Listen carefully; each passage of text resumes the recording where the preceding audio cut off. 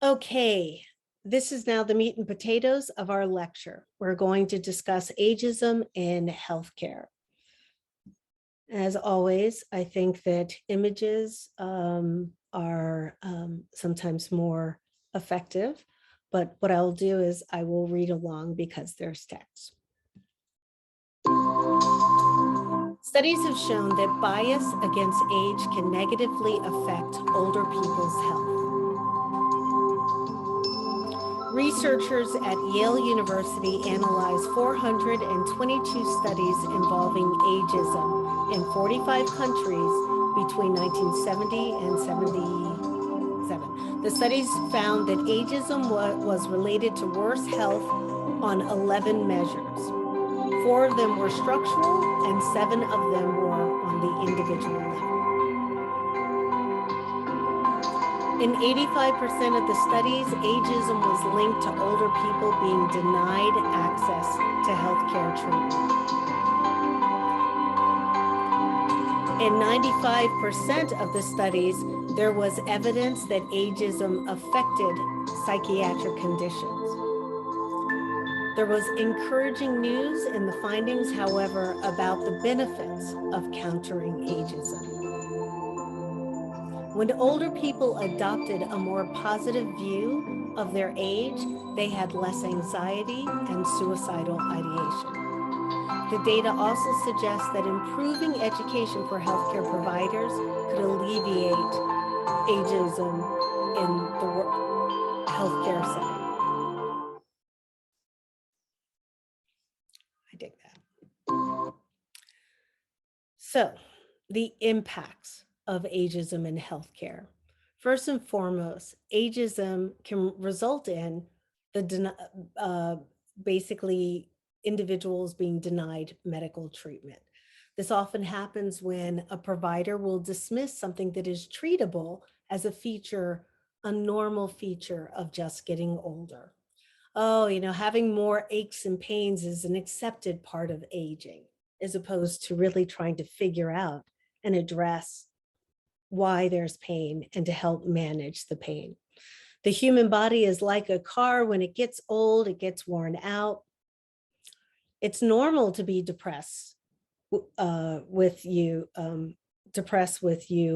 when you are old.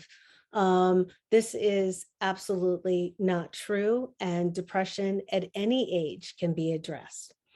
If you've seen one 85-year-old, you've seen all 85-year-olds, I guess is what that quote was trying to say. Then also ageism can result in the potential for undertreatment. Instead of treating the natural, providers will often treat the natural effects of ageism as a disease. So in the cartoon, insomnia is very common. Try not to lose any sleep about it, right? Insomnia is not normal and it needs to be addressed. Providers can stereotype older adults by applying age-based group characteristics to an individual, regardless of that individual's actual personal characteristics.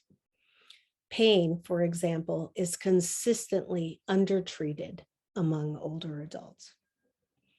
And I do realize with the OxyContin epidemic that there's a good reason for concern, and the fact that some providers would overprescribe certain pain medicines, but in particular with older Black and Brown older adults, we see that sort of pain management is not prescribed, often due to racist and assumptions that, or it could be well-founded if individuals have a history of substance use. Finally, with ageism in the healthcare system, there's a potential for overtreatment.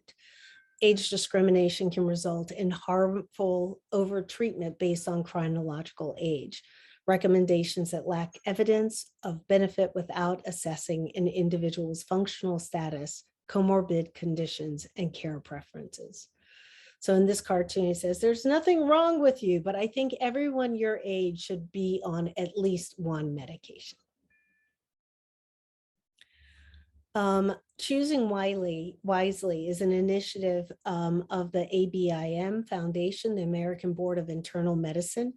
And in 2012, they created this campaign to help highlight unnecessary procedures and to ask, I believe like they elicited a lot of feedback from a lot of different specialties to identify the most commonly used tests and procedures that lack solid proof and benefit and that can cause harm for older adults.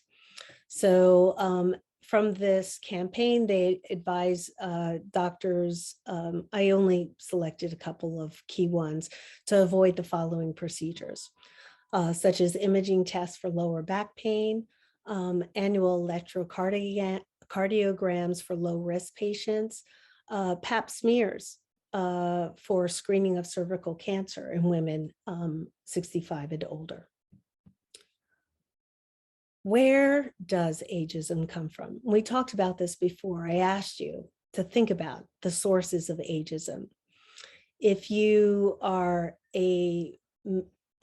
training to become a medical doctor or a nurse, you're in the School of Public Health,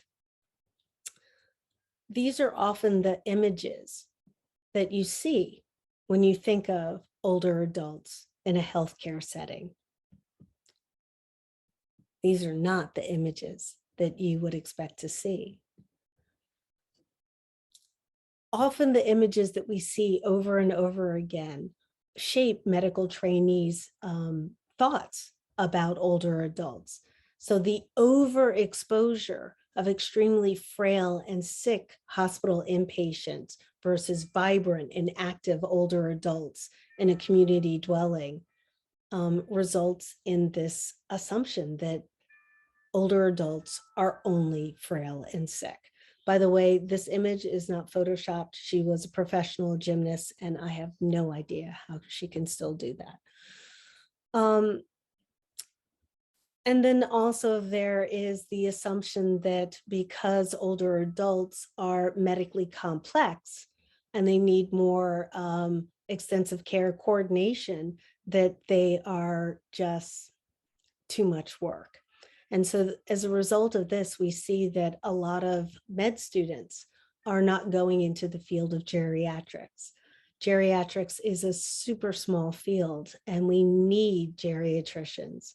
So if you are thinking about going into internal medicine, I hope that you fall in love with older adults like I did. And we know that as a result of this overexposure and the combination of thinking about older adults just being medically complicated, that medical trainees, providers develop these misconceptions that older adults are only demented, frail, and somehow unsalvageable. A lot of this is also connected to what we call the brain's negativity bias that was pioneered by Rick Hansen. So the brain's negativity bias argues that there's a mental residue whenever we have a negative experience, that we hold on to it like Velcro, and that we, regardless if we come across a new experience that's very different, we still possess this hidden negative prejudice or stereotype. The brain is like Velcro for negative experiences, but like Teflon for positive ones.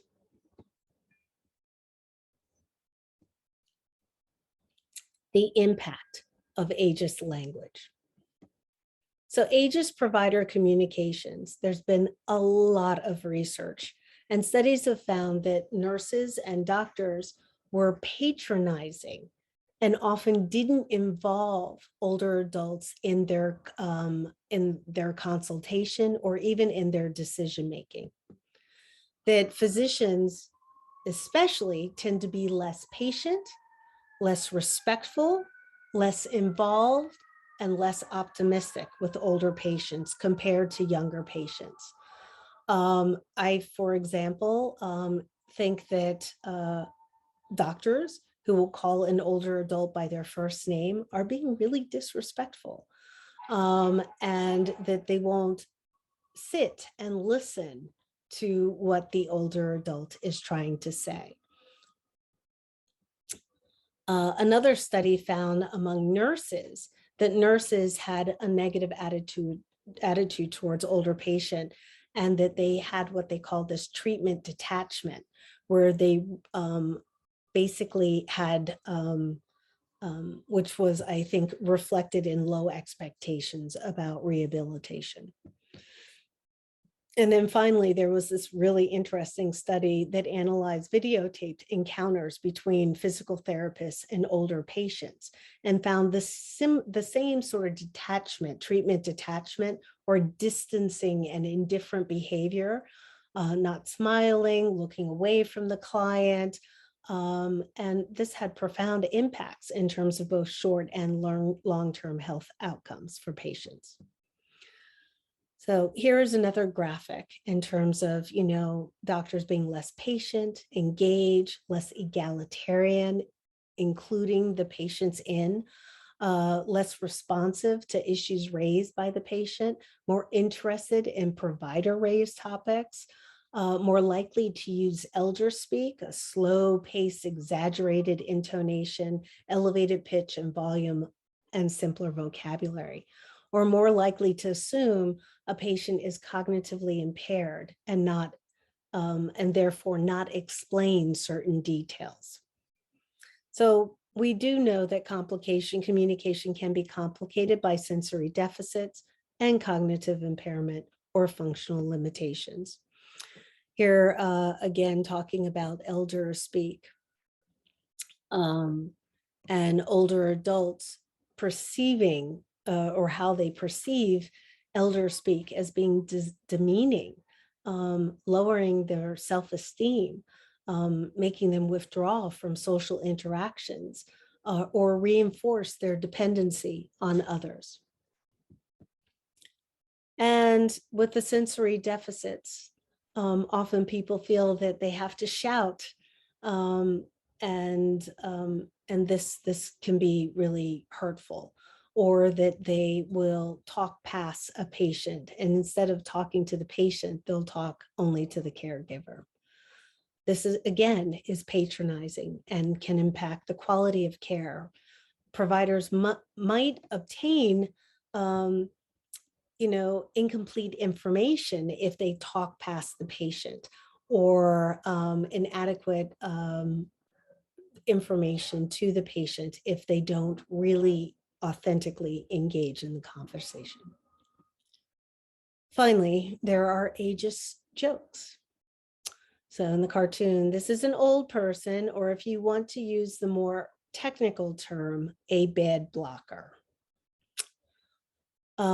In this quote that was in Arison 2015, a surgeon asked a medical student what specialty she was thinking of pursuing. And when she answered geriatrics, the surgeon immediately began mimicking an older adult complaining about constipation in a high-pitched whine. The attending surgeon had a reputation for being an outstanding teacher, yet repeats this parody throughout the surgical procedure. Staff are often exposed to ageist beliefs from supervisors, from an attending. So here in Higashi, there's this quote: "It's always a bigger save when you help a 35-year-old woman with kids than it is to bring an altered 89-year-old with a urinary tract infection back to her semi-altered state." I remember during the pandemic, where there was explicit discussion about sort of who should be able to get a ventilator, that raised some of these horrible ageist beliefs about the value of an older adult's life. So exposure and endorsement and complicity to these ageist views, can affect your understanding of the patients. And these create false assumptions and stereotypes. Bottom line is, silence is the voice of complicity. When you see or hear something that is ageist, like that surgeon, report it. There are ways in which we can, through medical and nursing education, to be able to report when the residents or attendings are demonstrating ageist behaviors and beliefs. Ageism alert, number 2. So please don't use these clinical terms when talking to older adults. These are clinical terms.